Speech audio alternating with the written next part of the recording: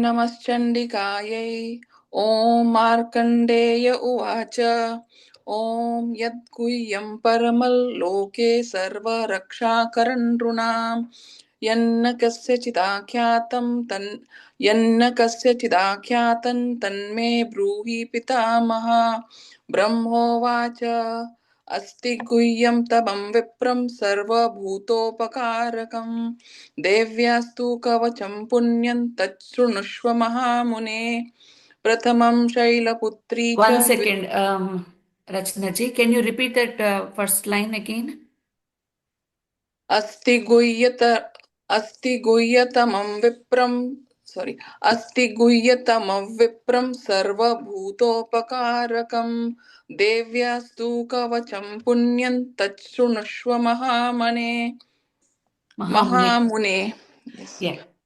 प्रथमं शैलपुत्री च द्वितीयं ब्रह्मचारिणी तृतीयं चन्द्रघण्टेति कूष्माण्डेति चतुर्थकं पञ्चमं स्कन्दमातेति षष्ठं कात्यायनीति च सप्तमं कालरात्रिश्च महागौरीति चाष्टमं नवमं सिद्धिदात्री च नवदुर्गाः प्रकीर्तिताः। उक्तानेतानि नामानि ब्रह्मण्यैव महात्मना। Okay. Uktanyetani. Na yavat. उक्तान्येतानि नामानि ब्रह्मण्यैव महात्मना। Brahmanaiva. ब्रह्मणैव yes. उक्तान्येतानि नामानि ब्रह्मणैव महात्मना। Yeah. Correct. Next 5, Abhinaya ji, can you do it? Yeah. अग्निना अग्निनाधयमानस्तु शत्रुमध्यागतारणे Shatru विषमेदु madhye. So go slow and try okay to chant or read every line, every single letter. Okay Mm-hmm. अग्निना अग्निनाधयमानस्तु शत्रुमध्ये गठारणे. Katorane. Ma'am, I'm using English script, ma'am, the old one. Oh, I have updated the script. But I've not taken the printout, ma'am. Okay, that's fine. It's a Gatorane. गटोरणे विषमे दुर्गमे चैव भायर्था शरणं गतः Bhayata. भयार्ता शरणं गतः Gataha. गताः Mm-hmm. विषमे दुर्गमे चैव भयार्था शरणं गताः Correct. नातेषां जायते किञ्चिदाशुभं रणसङ्कटे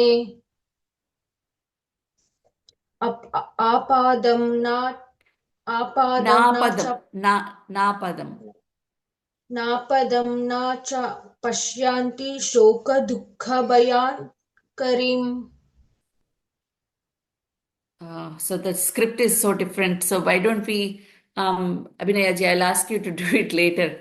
Okay? Okay, Because the ma'am. updated script is matching with whatever the Sanskrit script is. So Okay. when you take the new printout, maybe you can try again next time. Okay? Ma'am, I'll start from seventh one because the class that you didn't know, ma'am, I was not there on that class, ma'am. So I'll Okay, start from okay. seventh. Okay. यैस्तु भक्त्या स्मृता नूनन् तेषां वृद्धि प्रजायते. Ruddhif. वृद्धिः वृद्धिः यैस्तु भक्त्या स्मृता नूनन् तेषां वृद्धिः प्रजायते. Correct. ये त्वां स्मरन्ति देवेशि रक्षसेतन्न संशयः. Tanna samshayaha. ओके. ये त्वां स्मरन्ति देवेशि रक्षसे स्थान संशयः. Okay. प्रेतसंस्था तु चामुण्डा वाराही महिषासना. ऐन्द्रि ऐ- ऐन्द्रि ऐन्द्री गजा समारूढ़ा वैष्णवी गरुडासना लक्ष्मीः पद्मासना देवी Padmahasta Haripriya. Maheshwari Vrisharudha. Yeah. Garudasana Maheshwari Vrisharudha Kaumari Shikivahana Lakshmi Padmasana Devi Padmahasta Haripriya. Yeah, you said Sweta Lakshmif. Lakshmif, it is Lakshmif. There is a dirgham to Lakshmi. Uh-huh. Lakshmi Padmasana Devi Padmahasta Haripriya. Correct. Yeah. Sweta. I think 10 till 10 only. Okay. Okay. Then I will ask Aprup Pairagya ji. Yes, yes, ma'am. Can you do the Can next 5? Yes, I can try. सेतु रूपधरा देवी ईश्वरी विश्ववाहनः ब्रह्मी हंस समारूढ़ा सर्वभरणभूषिता. It's a Brahmi, not Brahmi. It's a Bra. Bra also has the dirgham. Yeah. इत्यते मातरा सर्वा Ityeta. Te has the dirgham. Ityeta. इत्येता मातरा सर्वा सर्वयोगो समन्विता नानाभरण सौभाढ्या नाना रत्नोपशोभिता. One second. For those 2 shlokas, there is a visarga at the end, so you have to pronounce that one. So Sarva Yoga Samanvitaha, and so the second line Nana Ratnopashobhitaha. problem. दिशन्ते रथमारूढा दैव्य क्रोध समाकुला शंख चक्र गदां शक्ति हर च मुसलायुधम्. So same thing with the first line. Can you say the second part of the first line? Devyah Krodha Samakulaha. दिव्य क्रोध समाकुलः शंखं चक्रं गदां. No, you're saying शंखं चक्रं गदां. Aprupji, 1 second. You have to go slow. Make sure that you are pronouncing every single letter with dirgham or with visarga. So just do the first line, the second part. Devyah Krodha Samakulaha. दिव्य क्रोध समाकुलः. Kulaha. Kulaha, visarga. There is a visarga. So Yeah, but there is also dirgham. Kulaha. Kulaha. Yes. You're saying kulaha. It's not kulaha. It is kulaha. Kulaha. Dissante ratha marura daivya krodha samakulah. Kulaha. Kulaha samaha kulaha. Sankam chakram gadam sakti alam chamusalayadham. Okay. Khetakam tomaram chaiva parasu pasamevacha. Parashum pashamevacha. Parashum pashamevacha. Pasum pasamevacha. Kunta yudham trisulam cha.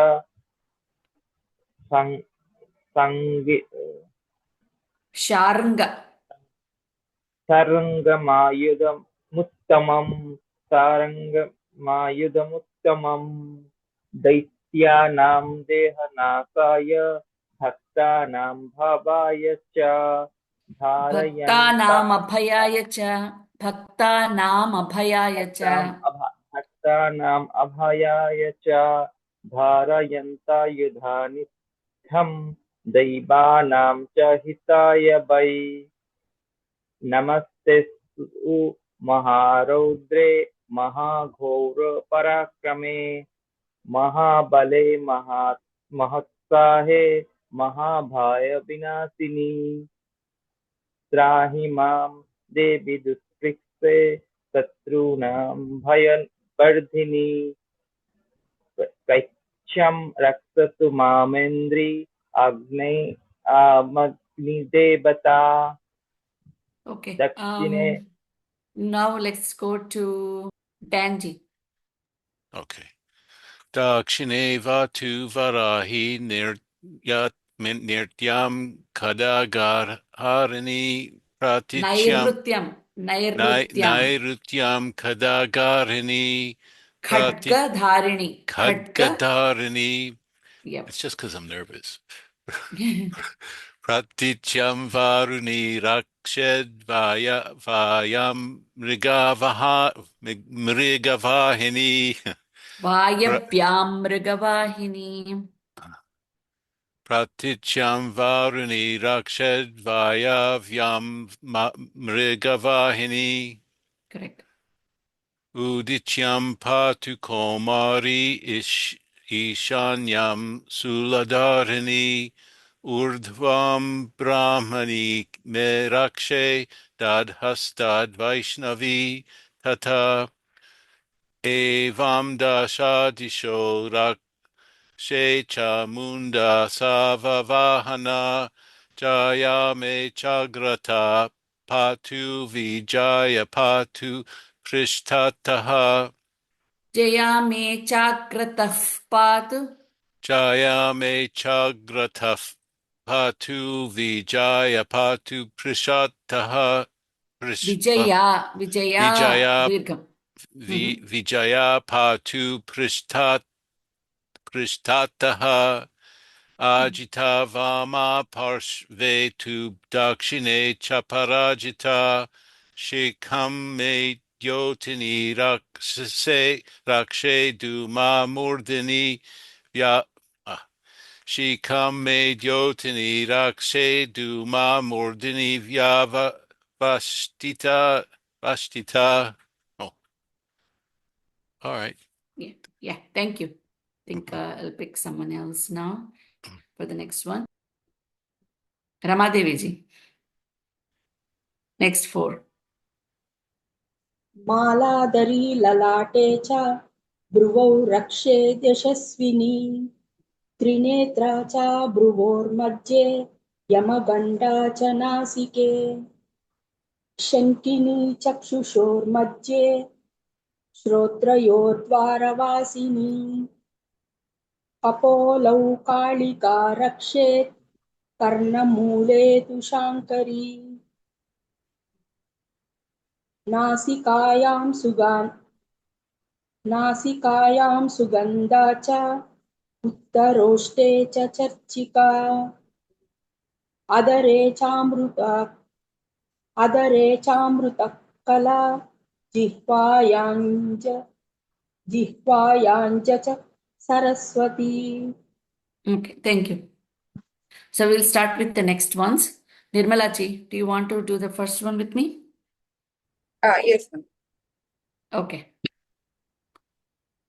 We will start with Dantan Rakshatu. Okay. In this one, Mahapranas, you see Kantha is the Mahaprana, Tha is the Mahaprana. And I don't see any Visargas or Anuswaras in the first line. In the second line, Ghantikan, again, Kha is the Mahaprana, Rna is the Mahaprana.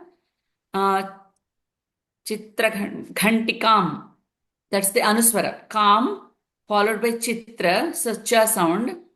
Anuswara followed by Cha Cha Jaja sound will change to NJ. So it is Ghantikan Chitra Ghantacha.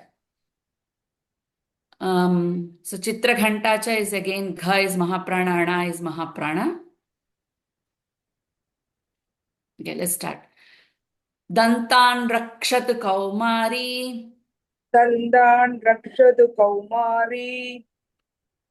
Dandan rakshadu kaumari. Kantha Deshe Tu Chandika. Kanda deshe tu chandika. Kanda deshe tu chandika. Dantan Rakshatu Kaumari. Kantha Deshe Tu Chandika. Kandan rakshadu kaumari. Kanda deshe tu chandika. Kandan rakshadu kaumari. खण्डदेशे तु Chandika तन्दान् Ghant. रक्ष Go ahead. Yeah, complete. One more time. तन्दान् रक्षतु कौमारी खण्डदेशे तु चण्डिका घंटिकां चित्रघंटा च कण्डिकां चित्रकण्डा च कण्डिकां चित्रकण्डा च make sure you're putting the anuswara rule with ghantikam. It कण्डि becomes ghantikanch chitraghanta cha. कण्डिकां चित्रकण्डा च कण्डिकां चित्रकण्डा च महामाया च तालुके महामाया च तालुके महामाया च तालुके घंटिकां चित्रघंटा च महामाया च तालुके कण्डिकां चित्रकण्डा च महामाया च तालुके कण्डिकां चित्रकण्डा च महामाया च तालुके कण्डिकां चित्रकण्डा च महामाया च तालुके दन्तान् रक्षतु कौमारी कण्ठदेशे तु चण्डिका घंटिकां चित्रघंटा च महामाया च तालुके दन्तान् रक्षतु कौमारी कण्डदेशे तु चण्डिका कण्डान् चित्रकण्डा च महामाया च तालुके दन्तान् रक्षतु कौमारी कण्डदेशे तु चण्डिका कण्डान् चित्रकण्डा च महामाया च तालुके one more time, man. One more time. Yeah, in the second line, I think you're saying ghantam. It is ghantikam, right? Kandikam, Yeah. Yeah, one more Kandika, time. Kandika, Tandan Rakshadu Kaumari, Kandadeshe tu Chandika, Kandikam Chanchitra Khanda cha Mahamaya cha Taluke. Okay. Hemachi, can you repeat after me? Yes. Okay. Yeah. Let's do the next one. This is Kamakshi Chibukam Rakshid Vachame Sarva Mangala. So in this, Chibukam Rakshid, Anuswara Chibukam, followed by Rakshid. So there is no special rule that we are following here. So it will sound come only.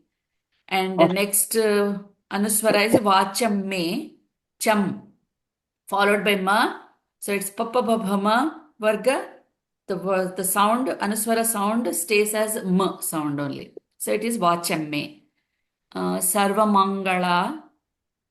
Grivayam Bhadrakali cha. Again, Grivayam Bha.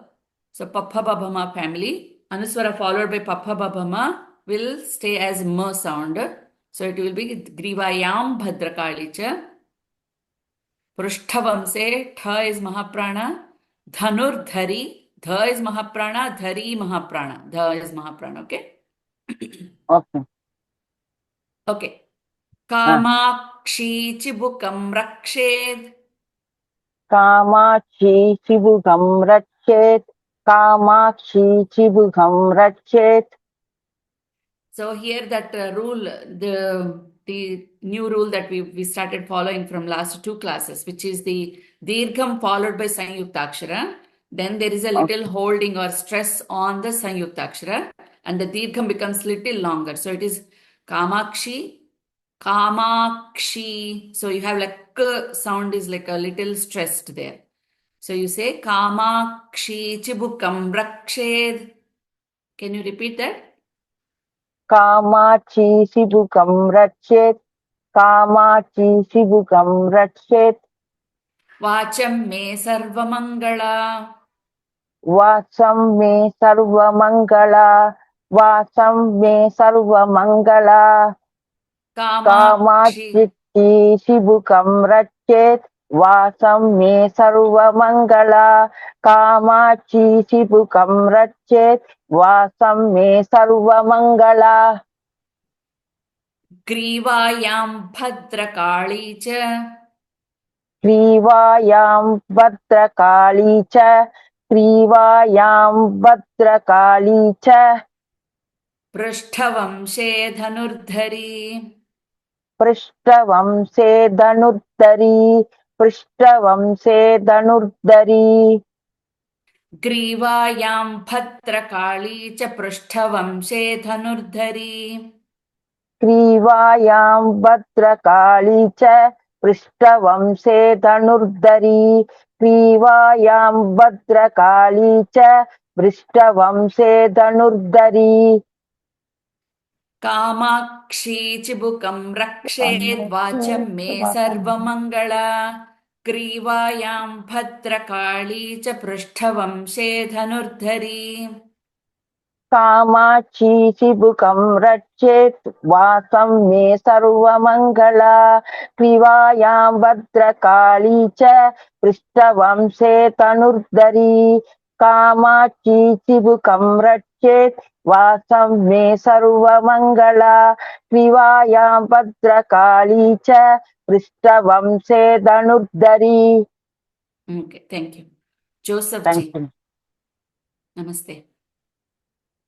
So in this one, in the first line, Nilagriva Bahih, the Visarga is there. Visarga followed by K will change to HK sound. So it will Bahik Kanthe. And the next one is Nalikam Nalakubari, that Anuswara, Nalikam, followed by N. Anuswara changes to N sound. So it is Nalikan Nalakubari. And in the second line, Skandhayo, Tha is Mahaprana. Skandhayoh. So that Visarga followed by K, again it will be HK sound. Skandhayoh becomes Skandhayoh. Khadgini, Kha is Mahaprana. Rakshed Bahu Me Vajradharini, Dha is Mahaprana. Okay? Thank you. Neelagriva Bahikanthe. Nilagriva Bahikante. Nilagriva Bahikante. Bahikanthe. Bahikante. Bahikante. Nalikan Nalakubari. Nalikam Nalakubari. Nalikam Nalakubari. Nalikan. Nalikan Nalakubari. Nalikan Nalakubari. Neelagriva Bahikanthe Nalikan Nalakubari. Nilagriva Vihakante. No, go slow, go Nalikan slow. Go slow. Neelagriva Bahikanthe Nalikan Nalakubari. Nilagriva Bahikante. Nalikan Nalakaburi. Nalikan Nalakubari. Nilagriva Bahikahante. Nalikan Nalakubari. Okay, let's break it. Neelagriva Bahikanthe. Nilagriva Bahikante. Nilagriva Bahikante. Nalikan Nalakubari. Nalikan Nalakubari. Nalikan Nalakubari. Skandhayoh Khadgini Rakshid. Skandayoh Kadgani Rakshid. Skandayoh Kadgani Rakshid. Bahu Me Vajradharini. Bahu me vajradharini. Bahu me vajradharini. Skandhayoh Khadgini Rakshid. Bahu Me Vajradharini. Skandhayoh kadgani rakshid. Bahu me vajradharini. Skandhayoh kadgani rakshid. Bahu me vajradharini. Okay. Neelagriva Bahikanthe Nalikan Nalakubari. Skandhayoh Khadgini Rakshid Bahu Me Vajradharini. नीलग्रीवमहाकण्ठे नीलकन्नलकुबरी Nalikam स्कन्दयो Nalakubari.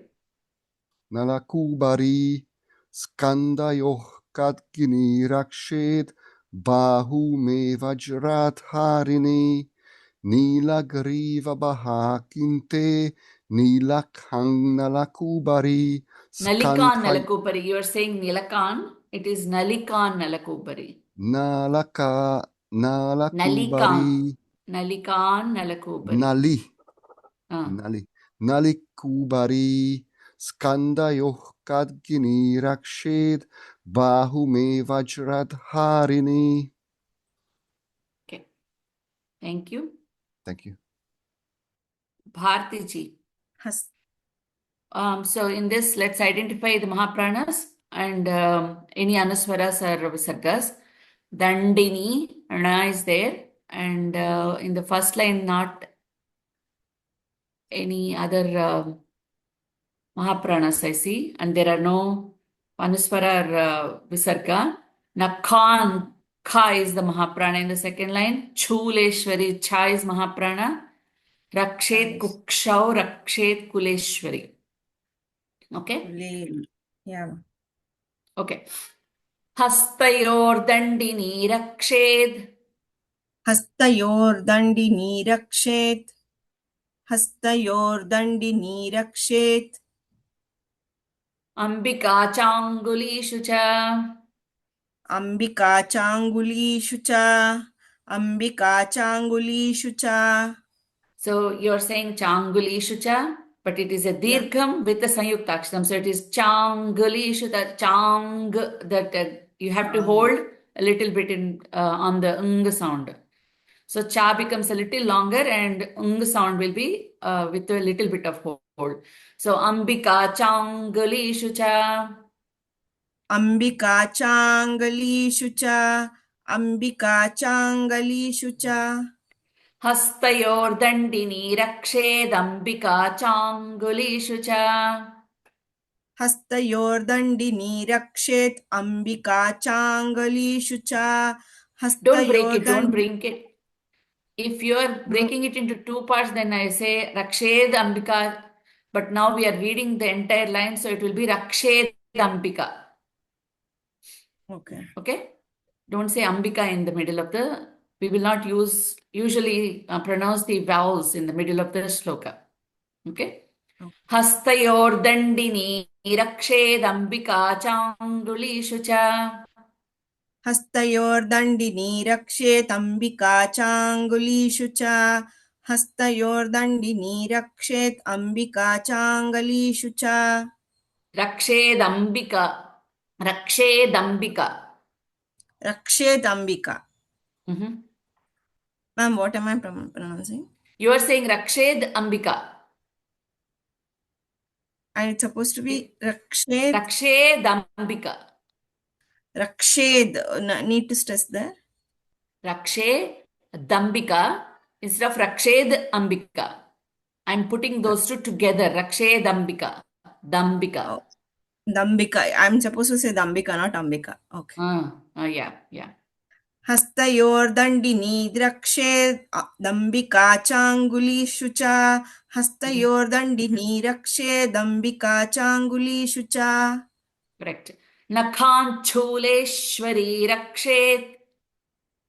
Nakhan chuleshwari rakshet. Nakhan chuleshwari rakshet.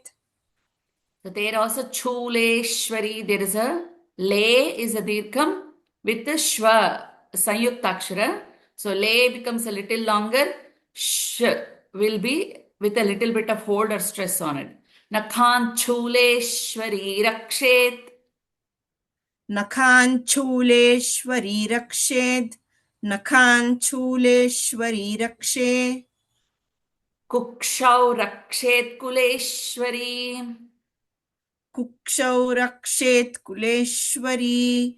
Kukshau rakshet kuleshwari. Kukshau, is it Kukshau? Yeah, Kukshau Rakshet Kuleshwari. Nakhan Chuleshwari Rakshet Kukshau Rakshet Kuleshwari. नखाञ्चूलेश्वरी रक्षेत् कुक्षौ रक्षेत् कुलेश्वरी नखाञ्चूलेश्वरी रक्षेत् कुक्षौ रक्षेत् कुलेश्वरी हस्तयोर्दण्डिनी रक्षेदम्बिका चाङ्गुलीषु च नखाञ्चूलेश्वरी रक्षेत् कुक्षौ रक्षेत् कुलेश्वरी हस्तयोर्दण्डिनी रक्षेदम्बिका चाङ्गुलीषु च नखाञ्चूलेश्वरी रक्षेत् कक्षौ रक्षेन् कुलेश्वरी हस्तयोर्दण्डिनी रक्षेदम्बिका चाङ्गुलीषु च नखाञ्चूलेश्वरी रक्षेत् कक्षौ रक्षे Kuleshwari Thank you. Ma'am, Yeah. ma'am, one doubt, ma'am. Mm-hmm. For also she to old Kuleshwari. Yeah, same thing. Like just like Chuleshwari, Kuleshwari also. Kuleshwari. Okay. Natalia ji. Namaste. Namaste. So let's identify Mahaprana's visargas in it. In the first line, Manaha Shoka. There is a visarga there. It becomes the visarga followed by sh. The visarga changes to sh sound. So it will be Manaha. Manaha becomes Manash. Manash Shoka Vinashini. Okay. And the second line, there are no anuswaras or visargas, but there are Mahaprana Shula Dharini. Dha is Mahaprana, Rana. Dharini. Okay. Yes. Okay. Stanau Rakshen Mahadevi. Tanu Rakshen Mahadevi. Tanu Rakshen Mahadevi. Manashoka Vinashini. Manashoka Vinashini. Manashoka Vinashini. Stanau Rakshen Mahadevi. Manashoka Vinashini. Tanu Rakshen Mahadevi. Manashoka Vinashini. Tanu Rakshen Mahadevi. Manashoka Vinashini. Hridaye Lalita Devi. Hridaye Lalita Devi. Hridaye Lalita Devi. Udare Shuladharini. Udare Shuladharini. Udare Shuladharini. Hridaye Lalita Devi. Udare Shuladharini. Hridaye Lalita Devi. Udare Shuladharini. Hridaye Lalita Devi. Udare Shuladharini. Stanau Rakshen Mahadevi. Manashoka Vinashini. Hridaye Lalita Devi. Udare Shuladharini. Tanu Rakshen Mahadevi. Manashoka Vinashini. Hridaye Lalita Devi. Udare Shuladharini. Tanu Rakshen Mahadevi. Manashoka Vinashini. Hridaye Lalita Devi. Udare Shuladharini. Thank you. Thank you. Thank you. Ajit Pandyan ji. Hi, madam. Hello. Hmm. So the next Yes, one, ma'am. Nabhaucha, Bha is the Mahaprana, Yes, ma'am. and Kami Rakshed, Rakshi Guhyam is the Mahaprana. Guhyam is Guhyeshwari Anuswaram. Guhyam is the Anuswaram. Ji. Hyam, right? Yeah, Yes, followed ma'am. by G. the Anuswara sound will change to ang sound, Ang. ng sound. Guhyanj, Guhyeshwari. Guhyang. Guhyang, okay. Guhyang, Guhyeshwari, Tatha. Tatha. Tha is the Mahaprana. Mahaprana. And Putana, Kamika, Medharam. Putana. Putana, okay. Putana, Kamika, Medharam. So it's a Mahaprana. Medharam. Medharam. It's not Gude. it is a dha. Drum. Drum. Okay. Medharam. Gude. Mahaprana. So again, that is Anuswara. Medram is a Mahaprana with Anuswara. Anuswara followed by Gude, G. So it changes to Ang sound again. So Medrang Gude. Medhrang Gude. Okay. Medhrang Gude Mahisha Vahini. Correct. Nabhau Chakamini. Sorry. Nabhau Chakamini Rakshid. Nabhau Chakamini Rakshet. Nabhau Chakamini Rakshet. Guhyang Guhyeshwari Tatha. Guhyang Guhyeshwari Tata. So that Guhyeshwari, again, it's the same rule that we follow. It is the Dirgham followed by Sanyuktakshara. Hye is the Dirgham followed by Samyuktakshara Shwa. So it becomes a little longer Hye, and the Sh will have a little bit of hold or stress on it. So it will be Guhyeshwari. Guhyeshwari. Correct. Guhyeshwari. Okay. Guhyang Guhyeshwari Tatha. Guhyam Guhyeshwari Tatha. Guhyam Guhyeshwari Tatha. Nabhau Chakamini Rakshet Guhyang Guhyeshwari Tatha.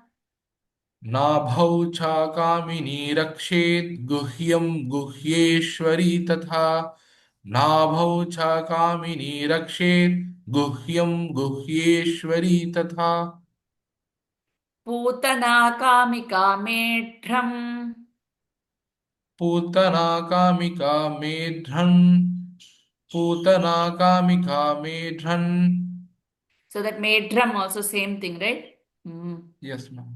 Medhan. Me is a Dirgham with a Sanyuktakshara. So Medram. Putana Kamika Medham. Putana Kamika. Medram. Yeah. Medham. Putana Kamika Medham. Putana Kamika Medham. Gude Mahishavahini. Gude Mahishavahini. Gude Mahishavahini. Putana Kamika Medram Gude Mahishavahini. Putana Kamika Medham Gude Mahishavahini. Putana Kamika Medham Gude Mahishavahini. Nabhau Chakamini Rakshet Guhyang Guhyeshwari Tatha. Putana Kamika Medram Gude Mahishavahini. Nabhau Chakamini Rakshet Guhyam Guhyeshwari Tatha. Putana Kamika Medham Gude Mahishavahini. Nabhau Chakamini Rakshet Guhyam Guhyeshwari Tatha. Putana Kamika Medham Gude Mahishavahini. Thank you. Nagashriji. Yes, ma'am. So the first line, Katyam, is the Anuswara followed by Bhagavati Bha sound. So Papa Bhama family. Yeah. So Katyam stays as Katyam only. No change to the sound. And Bhagavati Bha is the Mahaprana. Rakshet Januni Vindhyavasini.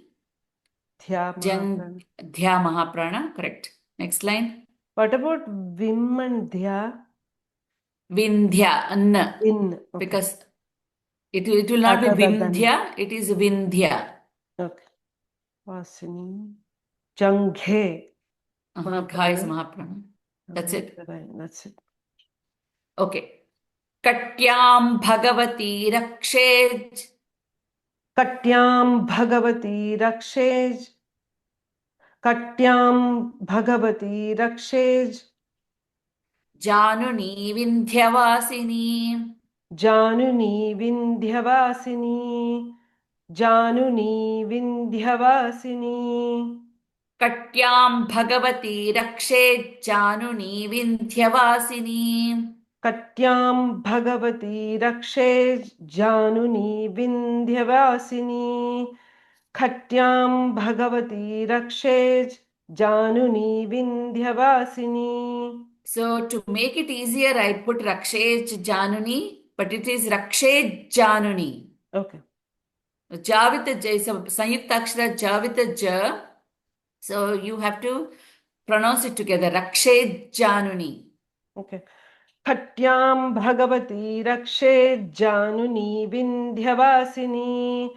Katyam Bhagavati Rakshej Januni Vindhyavasini. Okay.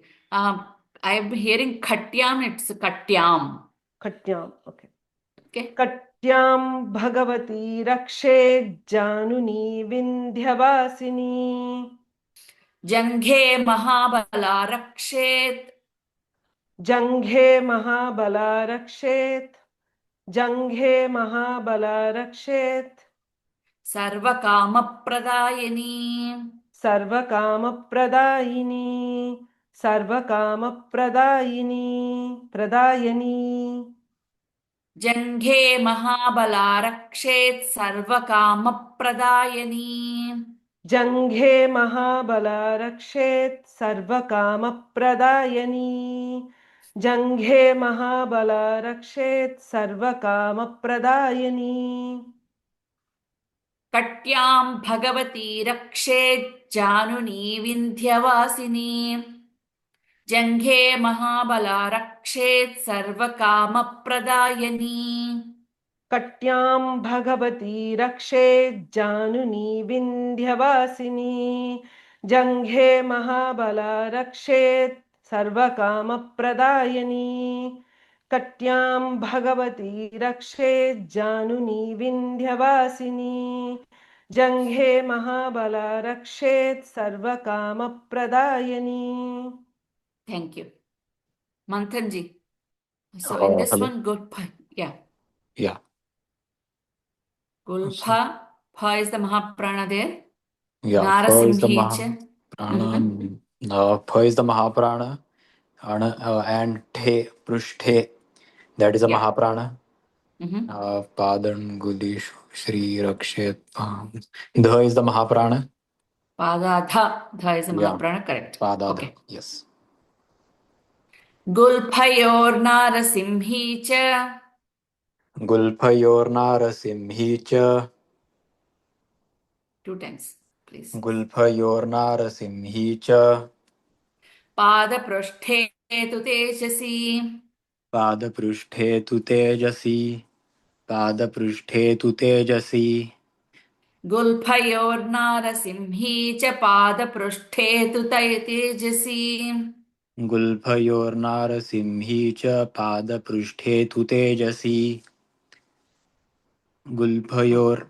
गुल्फयोर्नारसिंही च पादपृष्ठे तु Tejasi Padangulishu Shri Rakshet. Just a second, ma'am. Yeah.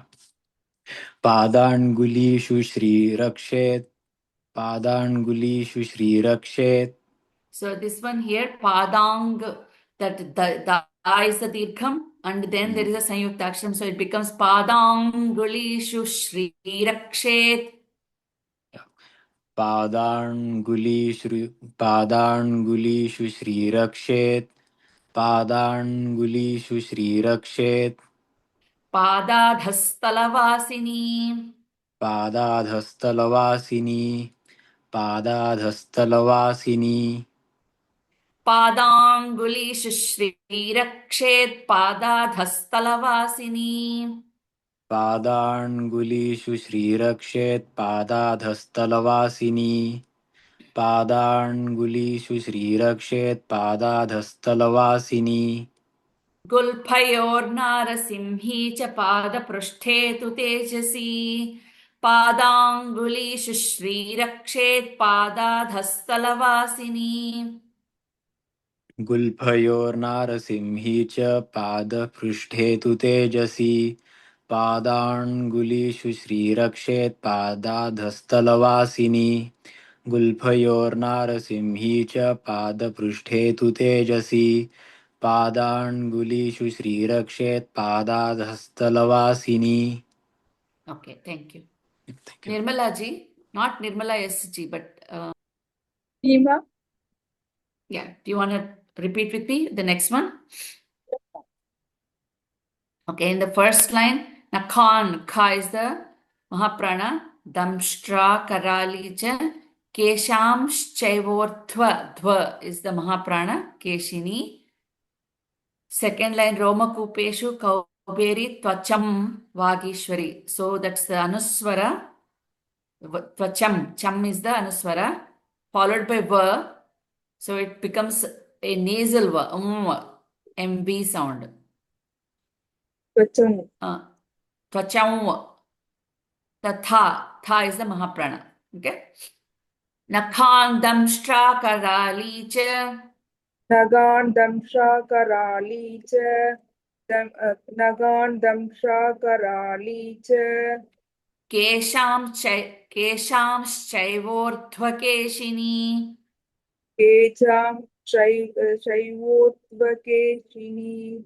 Kesham Shaivorthvakeshini. Kesham Shaivorthvakeshini. Kesham Shaivorthvakeshini. I am not hearing another sh sound in between. Kesham Shaivorthvakeshin. Yeah. Kesham Shaivorthvakeshini. Kesham Shaivorthvakeshini.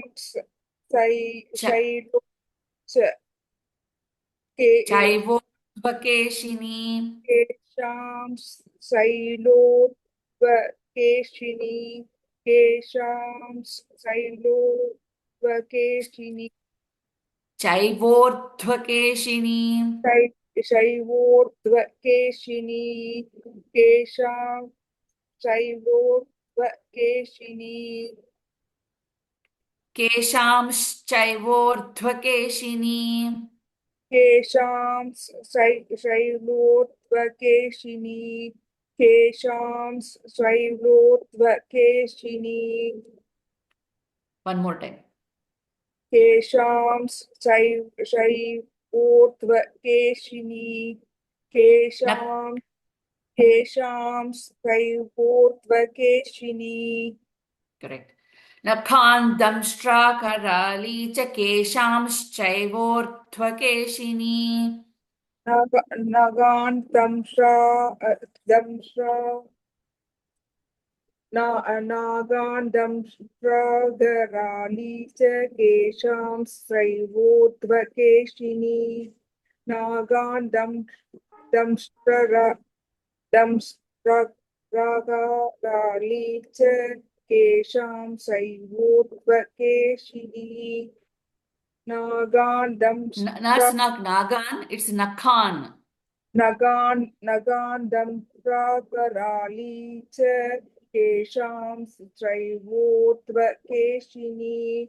Nagan Damshra Garali cha Kesham Shaivorthvakeshini. Romakupeshu Kauberi. Romakubeshu Kauberi. Romakubeshu Kauberi. Tvacham Vagishwari Tatha. Tatau Vagishwari Tada. Tvacham Vagishwari Tada. Tatau Vagishwari Tada.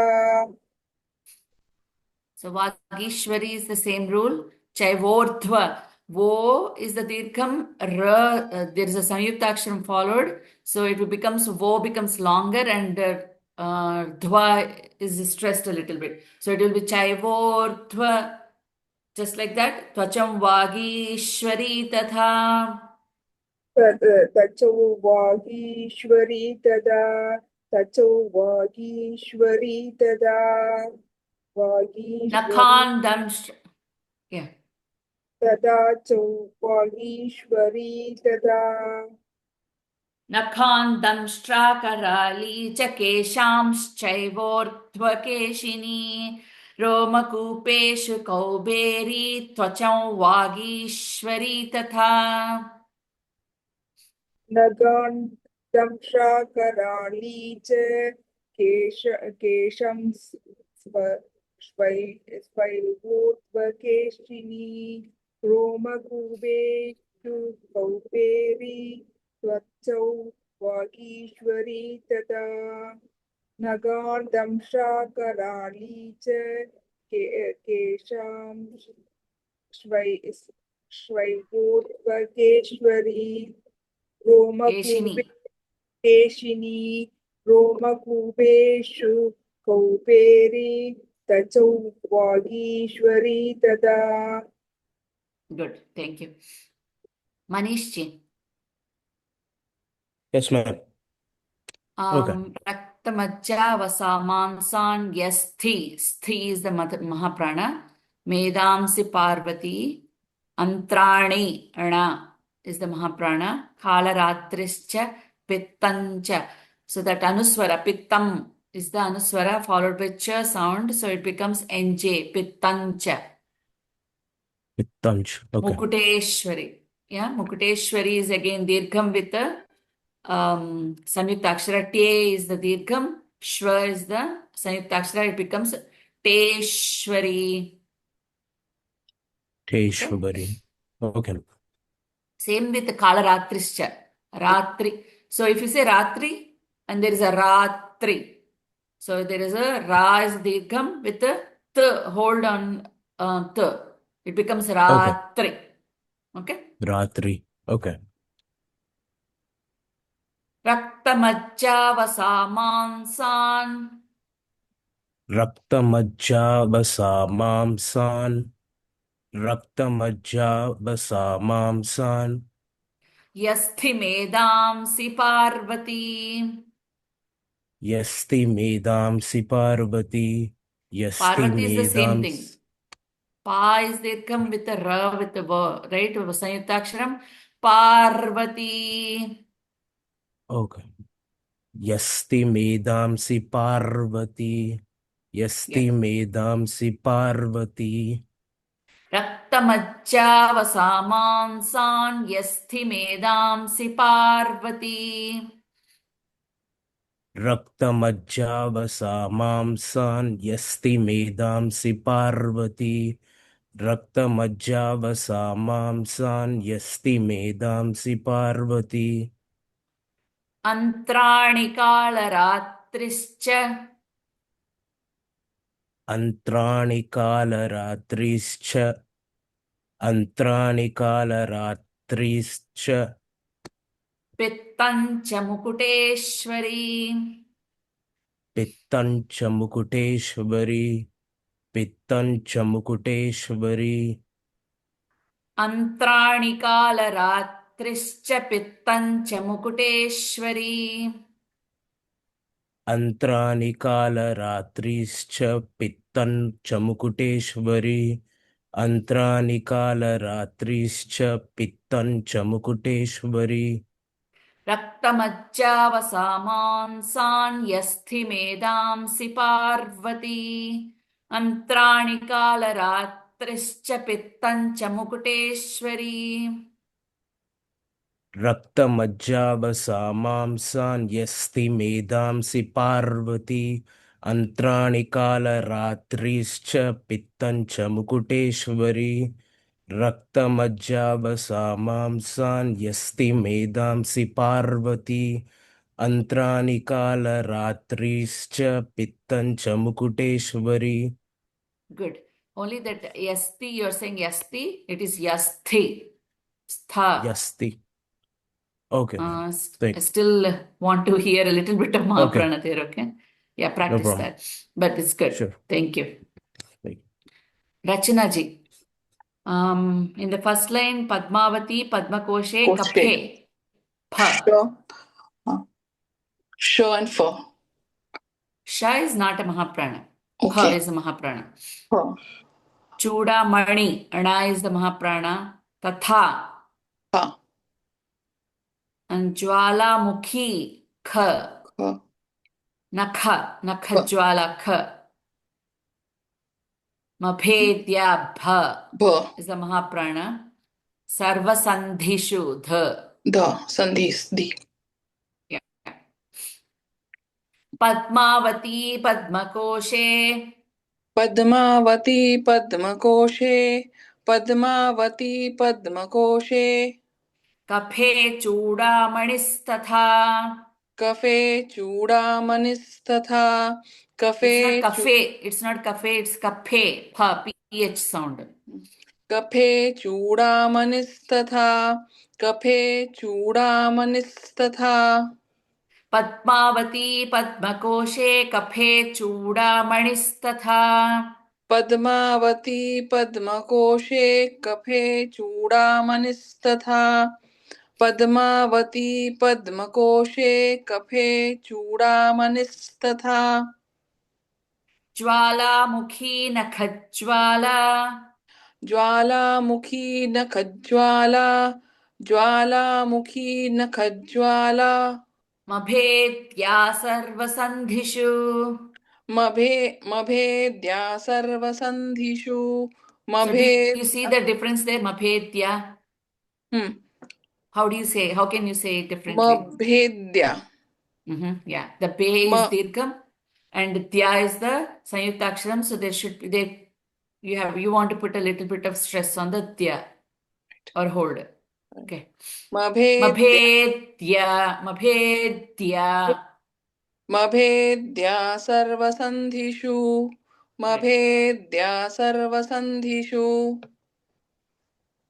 Jwalamukhi Nakhajwala Mabhedya Sarvasandhishu.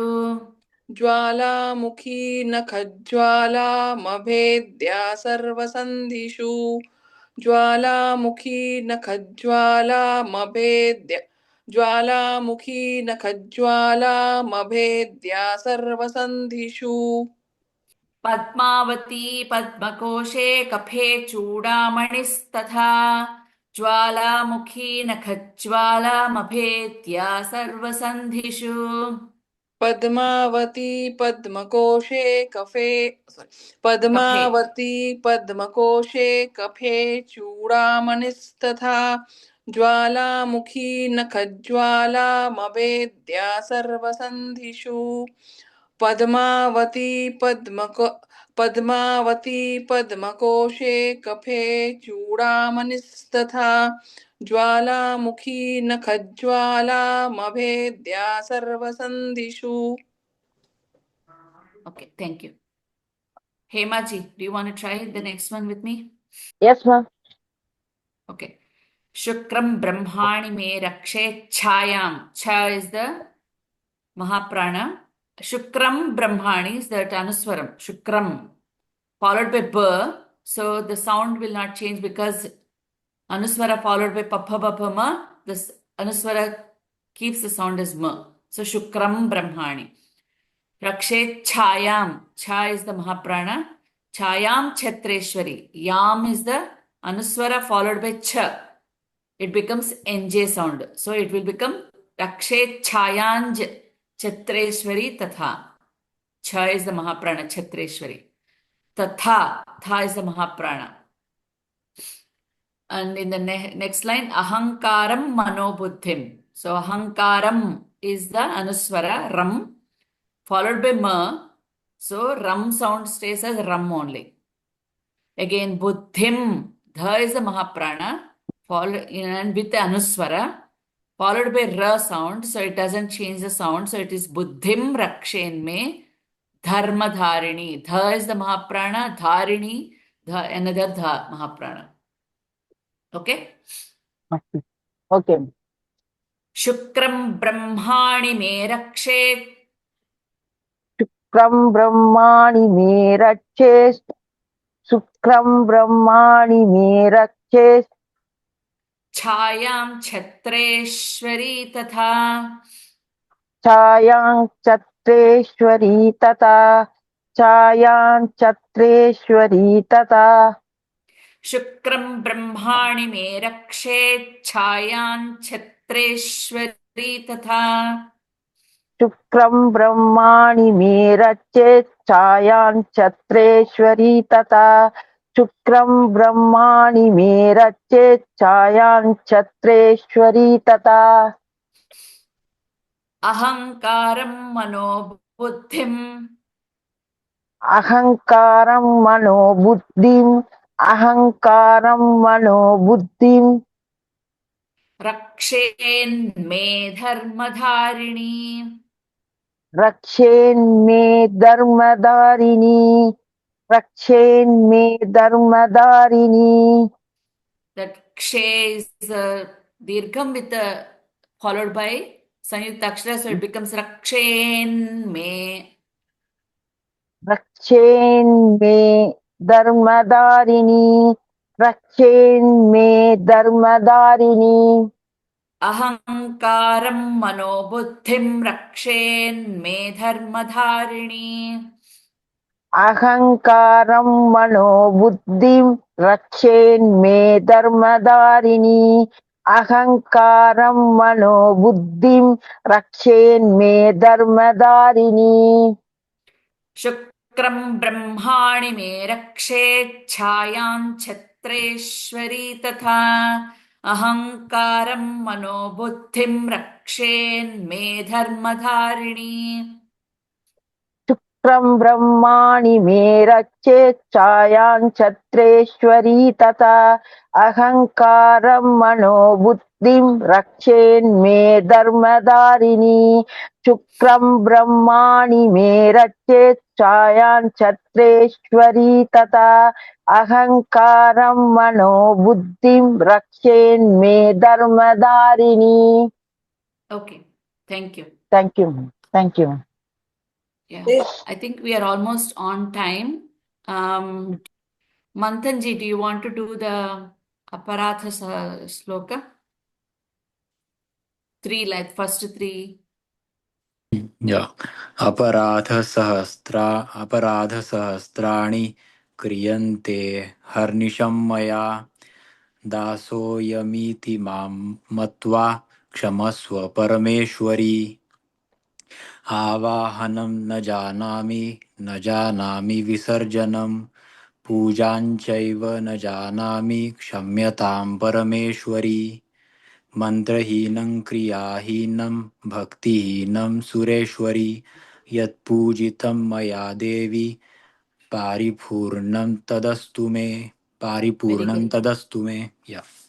Thank you. So